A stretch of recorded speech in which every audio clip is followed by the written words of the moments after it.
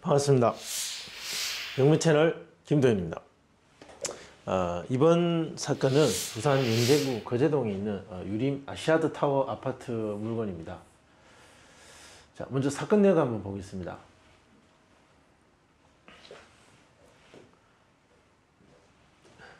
예, 거제동 유림 아시아드 타워 12층입니다. 12층. 물건 종류는 아파트, 전용 면적은 18.14, 그리고 대지권은 6.29, 건물 전부, 토지 전부 경매 나왔습니다. 입찰 13일 전입니다. 그러니까 지금 수업을 하고 있는 지금 여러분이 지금 제가 촬영하고 있는 날은 12일 전입니다. 자, 최저 매각 가격은 1억 8,600 감정가입니다. 1억 8,600 감정 1차 시작입니다. 소유자 채무자는 김 누구누구 같은 사람인 것 같고 채권자는 주식회사 뭐라고 되어 있습니다. 자, 이 물건 전용 면적 18.14평, 그러니까 한 24평 정도 되는 아시아드, 유림 아시아드 타워. 자, 경매 사건이 접수되고 진행되는 과정에 어떤 이해관계자의 그 문건 접수 내역이 있는지, 권리 신고가 있는지를 한번 살펴보는 겁니다. 여기서 낙찰받은 이후에 낙찰자에게 어떤 이해관계자가 권리가 이제 낙찰자하고 해결을 해야 되느냐. 대부분은 점유권입니다. 매매와 경매물권의 가장 큰 차이 중에 하나인데 이 점유권을 해결해야 된다는 것. 자, 그래서 보통은 이런 이해관계자가 누가 있는지를 살펴볼 때 이 점유와 관련된 이해관계자의 흔적을 찾는 것이 보통 가장 많습니다. 집행관이나 감정평가서 이런 것들은 당연히 절차상 나오는 것들이고, 보면 여기 권리신고, 배당요구 채권자, 이제 이런 사람이 어떤 그 권리자인지 등기 현황을 볼 때 한번 살펴볼 필요가 있습니다. 그 다음 감정평가서, 주소 보증했다, 이런 정도 내용. 그러니까 특별한 이해관계자의 흔적은 보이지 않는데 권리신고한 사람이 한 사람 있었습니다. 이제 그게 누군지 한번 살펴볼 필요는 있다. 자, 점유 현황 보고서 조사 보고서에 보면 점유 관계는 미상으로 되어 있고 폐문 부재라고 되어 있습니다. 그리고 안내문을 우편함에 넣어두었으나 연락이 없어 임대차 관계를 알 수 없고, 그러니까 현황 조사차 찾아갔을 때는 확인할 수 없었고, 그래서 이제 누가 찾아와서 권리 신고를 하는지 기다렸겠죠. 그러나 아무도 없었다, 그런 내용입니다. 전입세대 열람 내역 결과 세대주가 존재하지 않았다. 자, 보겠습니다. 등기 현황 보면, 자, 임차인이 있네요. 임차인이 있습니다. 자, 보시면 임차인 하 누구누구라고 되어 있습니다. 그리고 대항력도 있다고 되어 있습니다. 전입이 2017년 9월 29일 그리고 9월 15일 확정일자 받았습니다. 그러니까 계약을 하고 확정일자를 먼저 받고, 그리고 그 뒤에 열흘 뒤에 전입을 한 건데, 어쨌든 이 전입 날짜가 2019년 9월 26일이니까 26일 0시부터 대항력이 발생하고 그때의 날짜대로 배당 순서가 확정되겠죠. 그럼 2017년 9월 보시면 2017년, 자, 가장 빠른 근저당 가장 빠른 이 근저당 말소 기준 등기가 됩니다.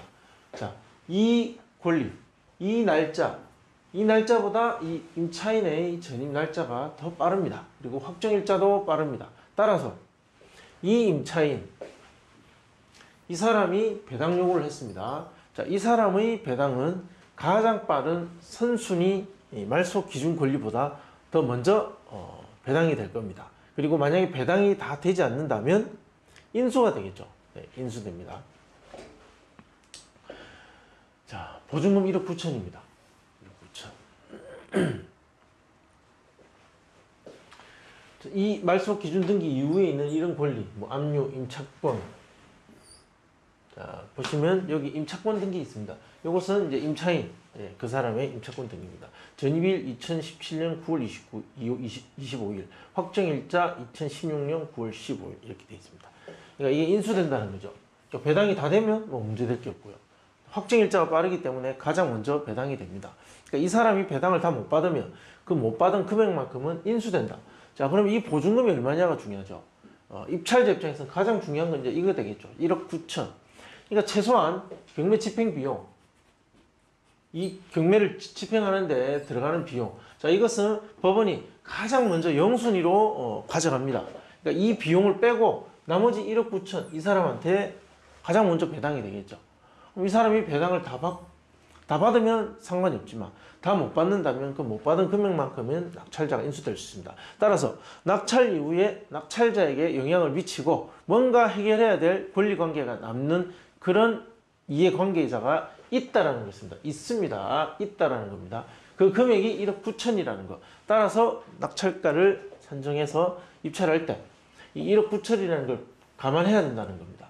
그럼 시세가 훨씬 높아서 거기에 맞춰서 입찰해서 낙찰되면 이 금액이 무난히 다 배당이 된다면 뭐 문제될 건 없습니다. 그러나 낙찰가가 이 금액보다 낮다면 임차인에게 별도로 또 지급해야 될 돈이 남게 된다는 거죠. 자, 그것은 한번 일단 이 가치 판단, 낙찰가 산정 거기서 판단해 보도록 하겠습니다. 매수인 인수하게 될 부담. 자, 낙찰자가 인수하게 될 부담은 등기상에 인수할 것은 임차권이 있습니다. 자, 여기 없음이라고 표기됐는데 지금 현재 이 임차인은 그 임차권 등기를 해놨습니다. 그래서 사실 없는 건 아니고 임차권 등기가 있죠. 근데 뭐 어차피 이 임차권 등기는 빠른 선순위 대항력 있는 임차인이기 때문에 뭐 어차피 그 해결하면 없어지는 등기니까요. 뭐 결국은 똑같습니다. 자, 관리비 입찰가 명도에 영향을 미칠 수 있으니까 뭐 반드시 확인해야 되겠지만 임차인이 있기 때문에 이 위험 부담은 거의 없다고 보시면 됩니다. 그냥 확인 정도만 하시면 됩니다. 자, 임차인 하 누구누구 세대가 있을 것이고 점유자는 대항력 있는, 자 중요한 건 대항력 있는 임차인이 배당 요구를 했다라는 것. 따라서 이 사람은 돈을 받고 나갈 것이다. 그러면 이 사람이 돈을 다 받는지 안 받는지 내가 써내는 금액, 법원에 납부할 그 낙찰 매각 대금과 이 임차인의 배당 요구한 금액, 자 그것을 잘 살펴야 됩니다. 명도계획. 자, 명도계획은 소유자 세대와 임차인 세대입니다. 자, 사실상 임차인이 점유하고 있기 때문에 뭐 이 사람을 상대로 인도 명령을 보낼 필요는 없습니다.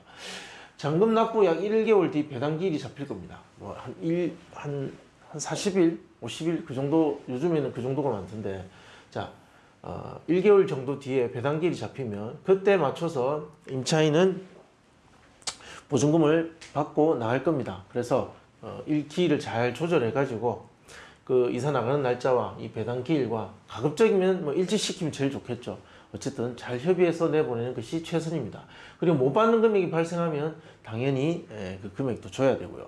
임차권 말소 등기를 위한 그런 서류도 마찬가지로 받아서 정리를 하셔야 됩니다. 자, 강제 집행 가능성은 없습니다. 사실상 없는 거랑 마찬가지입니다. 돈만 해결되면 됩니다. 자, 이사 합의, 명도 확인서 교부 동시이행으로 처리하는 게 좋은데 일단 임차권 등기 말소도 있기 때문에 그 부분과 잘 맞춰서 자 정리하면 이 명도는 특별히 문제될 게 없습니다. 그냥 돈입니다. 줄 돈 주고 받을 돈 받고 줄 서류 주고 서로 교환하면 되는 거예요.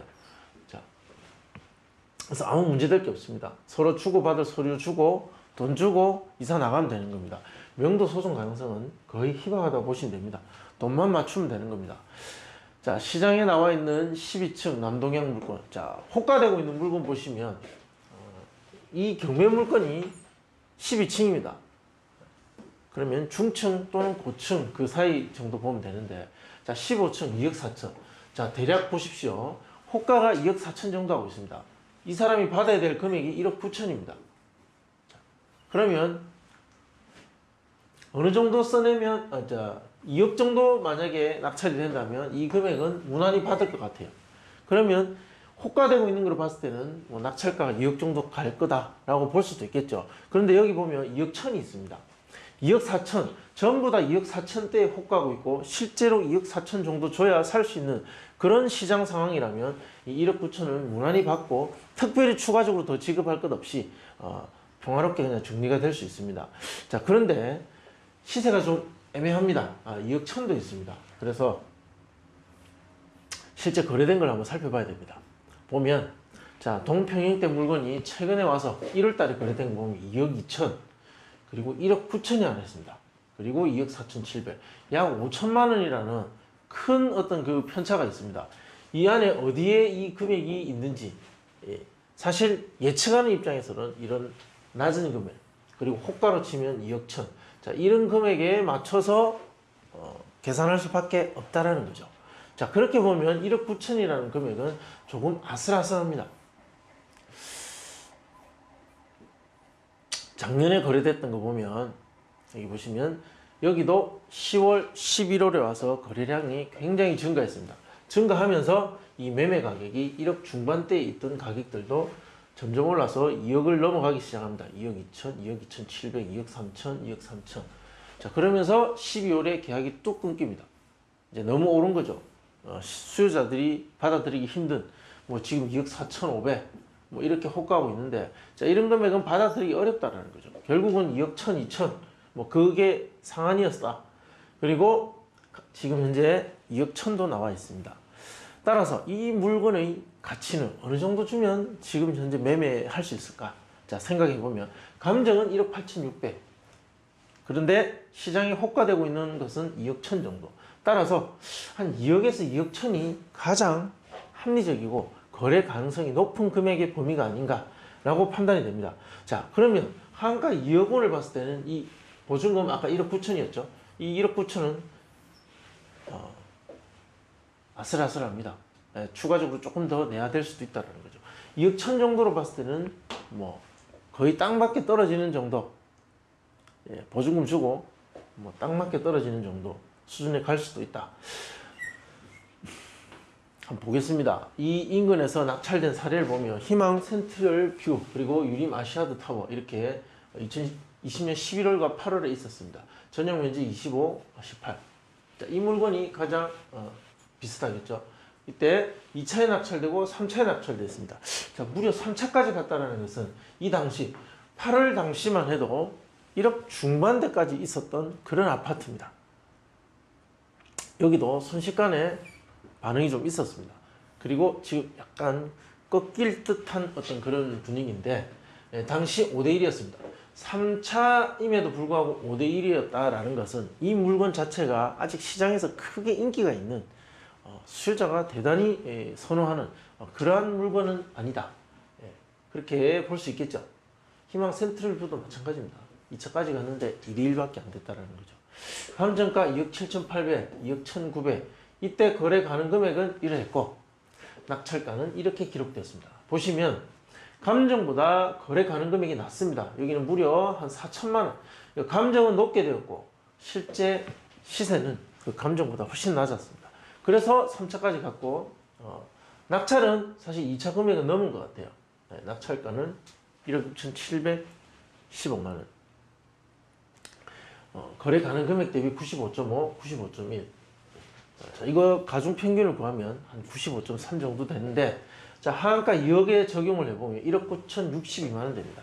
그러니까 만약에 이 금액으로 낙찰을 받는다면, 경매 집행 비용을 빼고 몇백만 원 정도는 추가적으로 임차인한테 더 지급해야 되는 상황이 될 겁니다. 그리고, 상한가의 기준으로 만약에 낙찰이 된다면 2억 15만 원. 진짜 2억 원이 살짝 넘는 금액. 자, 이 정도 금액이 낙찰된다면 1억 9천은 아마 배당으로서 받아갈 겁니다. 그렇기 때문에 추가적으로 더 내는 것 없이 그냥 법원 경매 대금 납부로서 다 정리가 될 것 같습니다. 자, 그러면 정리하자면 이렇게 됩니다. 하한가 2억 원 살 수 있는 금액 2억 원이라고 가정을 하면 한 1억 9,060만 원, 1억 9천이 살짝 넘는 금액. 그리고 2억 1천 정도면 2억 15만 원. 그러니까 1억 9천과 2억 원 정도의 낙찰이 될 것이고 받아야 될 보증금이 1억 9천. 임차인이 있기 때문에 이 금액으로 낙찰받는다면 추가적으로 조금 더 지급해야 될 것이고 이 금액에 낙찰된다면 아마 딱 맞게 떨어질 거다. 자, 이렇게 정리할 수 있습니다. 자, 궁금하신 내용은 댓글로 남겨주시면 답변해 드리겠습니다. 자, 시청해 주셔서 감사합니다.